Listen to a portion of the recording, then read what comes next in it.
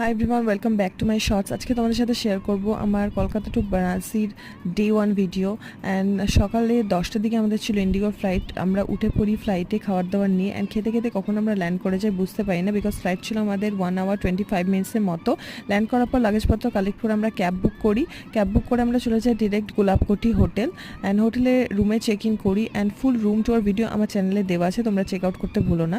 দেন আমরা একটু রেস্ট করে ফ্রেশ হই। ফ্রেশ হওয়ার পর আমরা যাই লাঞ্চ করতে। লাঞ্চে ছিল pure veg menu, and lunch করার পর লাঞ্চ আমাদের চার্জেসের মধ্যে ইনক্লুডেড ছিল। লাঞ্চ খুব ভালো ছিল। লাঞ্চ করার পর আমরা একটু রেস্ট করি। দেন আমরা ইভিনিংয়ে রেডি হয়ে বেরিয়ে পড়ি কালভৈরব টেম্পলের জন্য, দর্শন করার জন্য। অ্যান্ড দেখতে পাচ্ছ এখানে কি ভিড়, ভীষণ ভিড় ছিল সে সময় বারাণসীতে। আর এই লাইনটা এখান থেকে স্টার্ট হয়েছিল, এটা শেষ হয়েছিল মন্দিরের ভেতরে গিয়ে, যেটা আমি ক্যাপচার করতে পারিনি বিকজ ভীষণ ভিড়ের মধ্যে আমরা ছিলাম। বাট শেষে আমরা খুব ভালো করে দর্শন করেছি, অ্যান্ড এভাবে আমাদের দিনটা কেটেছে।